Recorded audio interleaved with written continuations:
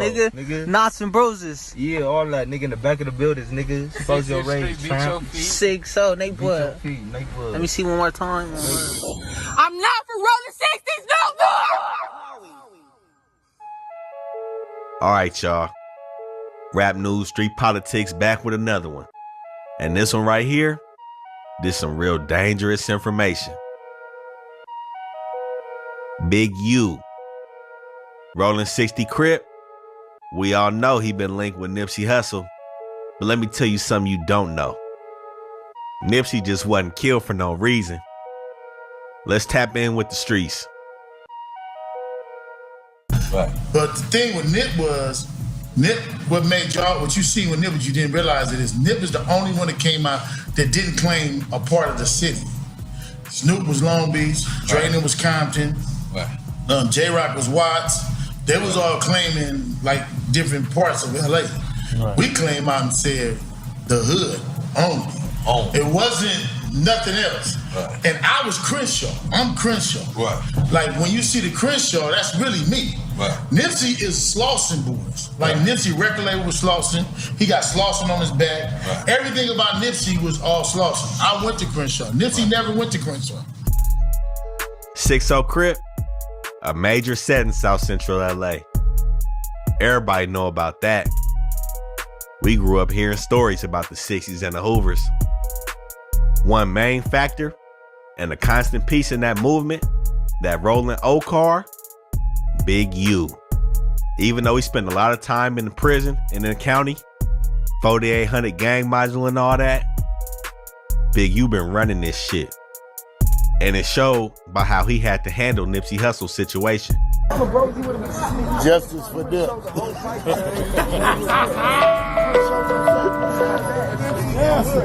Your boy would have been there like, yeah, you got it. You did. Now everybody done heard about Eric Holder, Shitty Cuz from 6-0, the one who killed Nipsey. But on the back end, the streets low-key talking. They saying Big U set that hit up.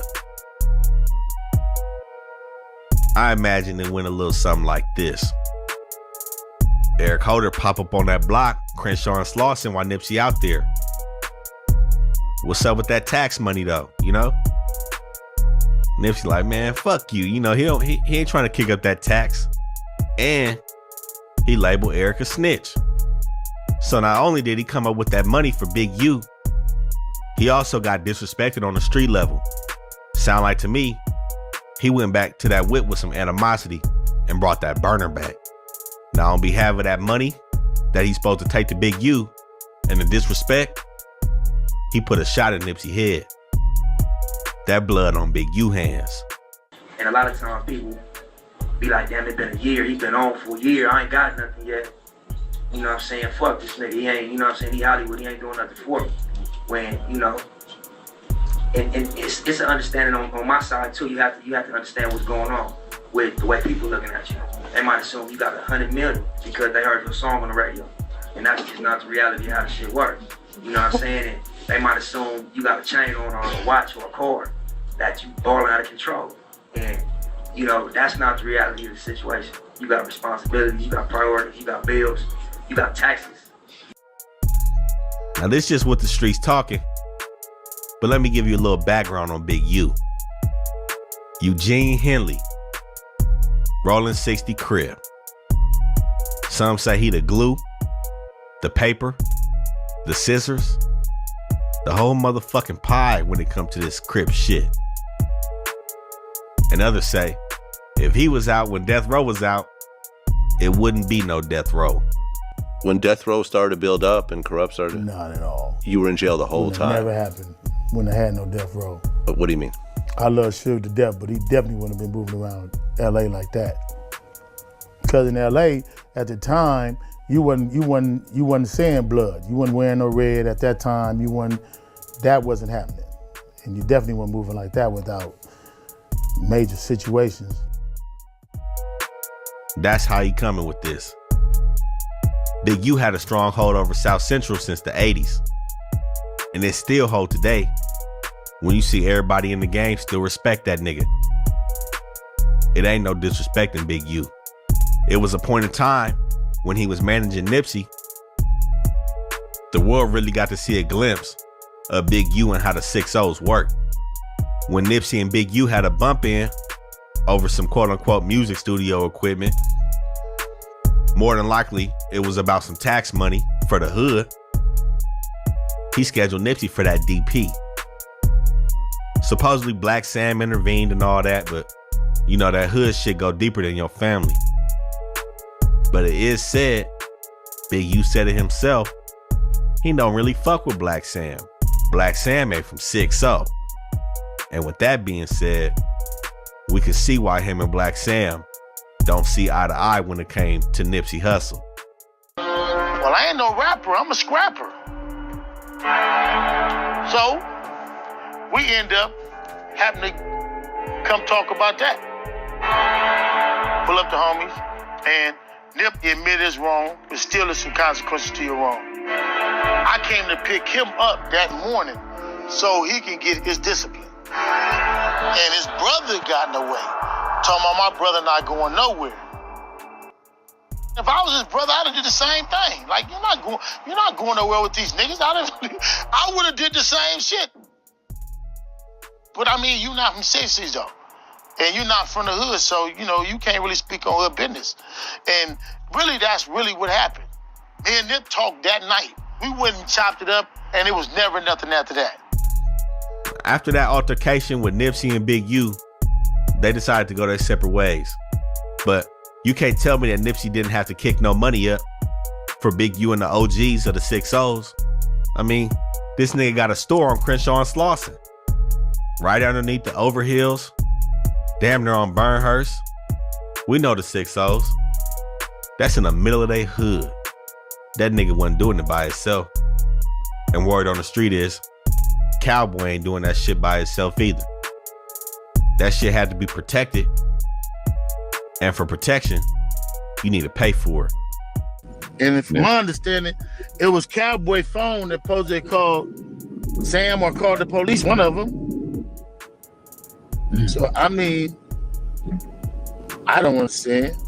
It's hard for me to say that Nip didn't have a relationship with Cowboy when Nip is named after him. Cowboy is, in fact, Big Thundercat. And Nip is Little Thundercat. Damn.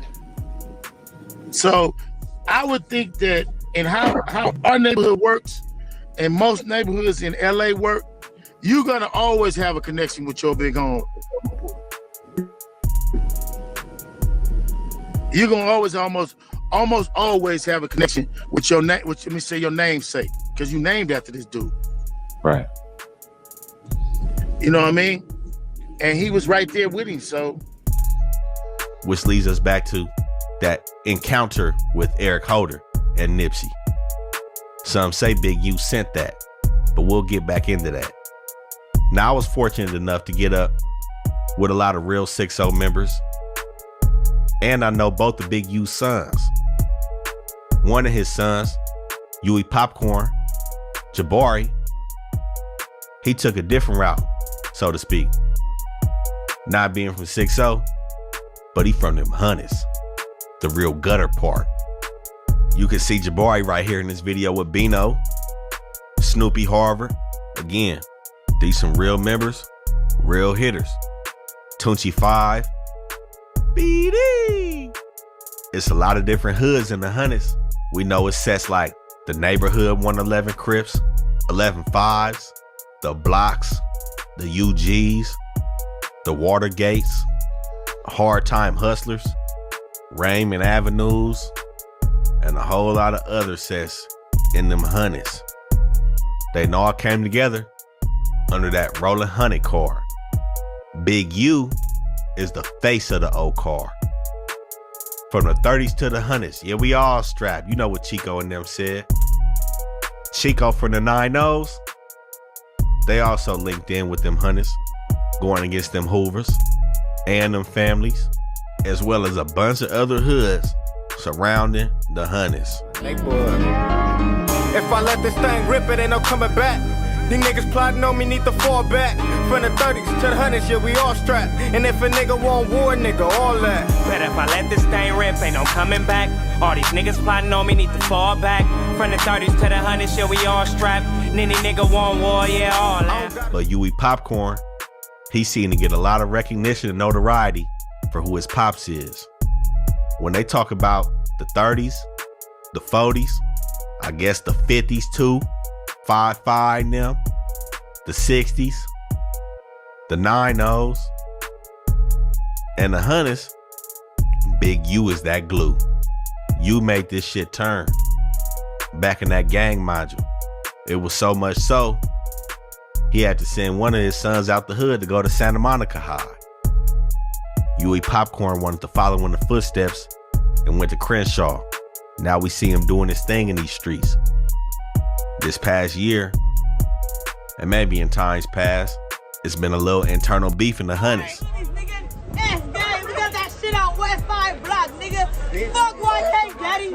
Fuck everybody, nigga. With the blocks and the 111s going at it. Now we seen Big U son hanging with the 100s. I don't know what's going on, but hopefully they can set everything straight on that side of town. Now with Big U being from 6-0, he still got influence over the old car. But with all them sets in the 100s, I don't know if he can straighten everything out like that. But best believe, they still will fall in line if he call it. So a lot of y'all done seen Big U with the check-in series. He got a whole bunch of niggas coming up on there, but as you can see, niggas coming on there with that respect on you name. Nobody playing with that nigga. He got the OGs on there and some young niggas. I seen Rowdy Rebel on there, Mano, Jim Jones. He's just trying to get his name still in the industry popping, but we know what it really is. Big U need to collect that bag. And as an OG in the streets, some would say that bag been owed to you. With Big U being such a factor in the streets, it's easy to say he not gonna have a lot of haters or a lot of people going against the grain with his program. You see with this new checking in series, it's a lot of niggas that just want to be in his good graces if you ask me. Big U one of them silent killers, you know what I'm saying? Not saying he necessarily getting his hands dirty, but he run this shit. And I think Nipsey paid that price. After Nipsey died, Crips LLC was derived.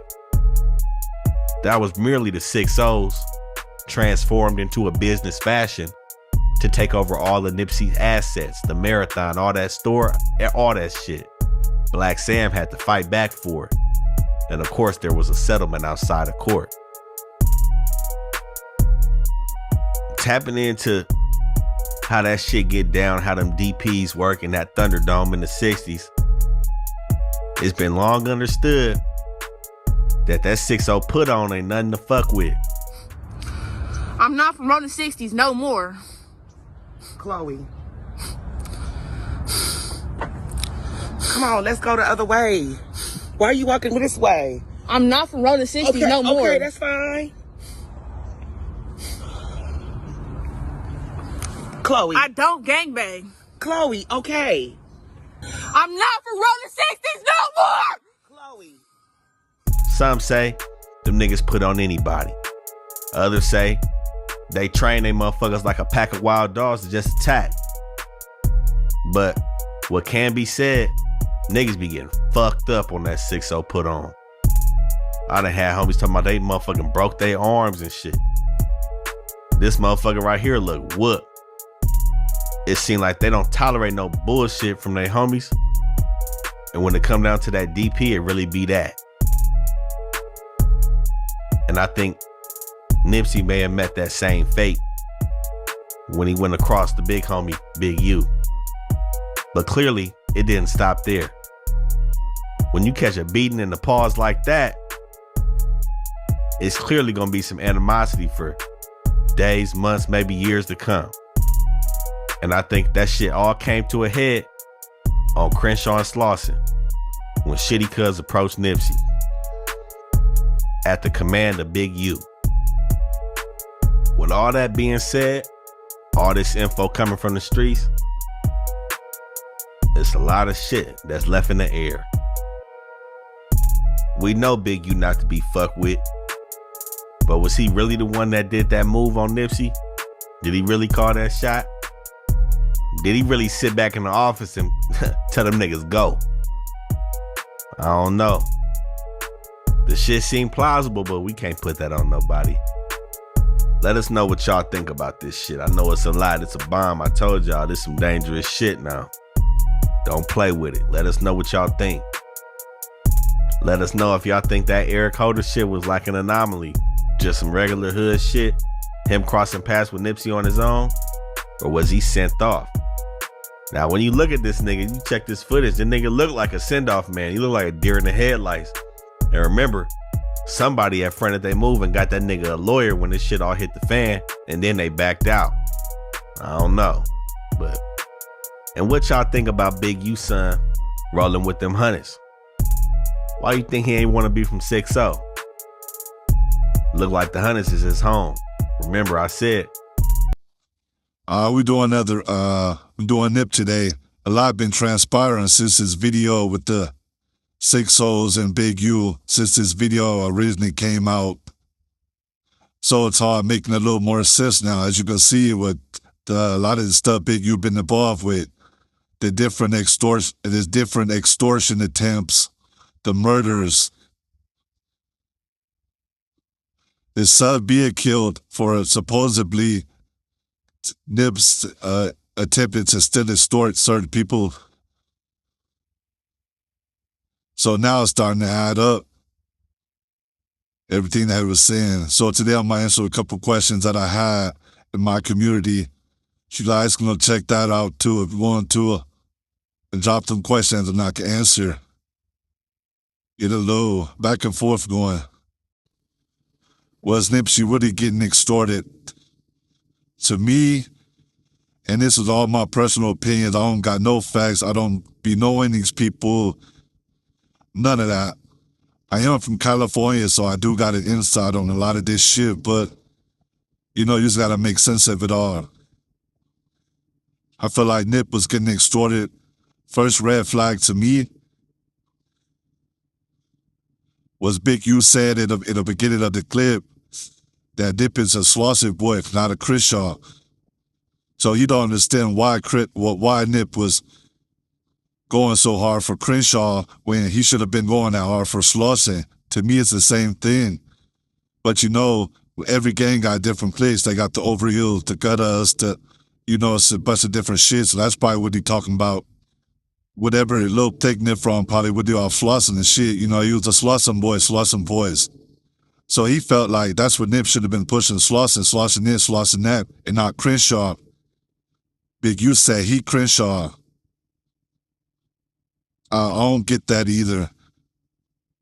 Nip probably just felt Crenshaw looked better on the clothes. It probably rolled better. People probably gravitated to it. It still was his idea to put on the shirt and to brand it. That was his idea. Nobody can take that from him.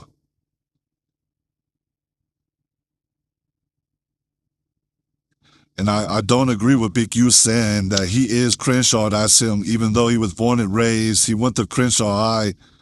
It was people older than him from Crenshaw. He's probably first generation, second generation though, but you know how this shit goes. Too many people to just say, too many people died for this shit. Too many people that went to jail for this shit. Too many people left for this shit just to say this shit is all you and just you is way deeper than that. It's way more people than that. He was telling Nip nobody was bigger than the program, but somehow, some way, he think he bigger than the program. No, that's 6-0 business stuff.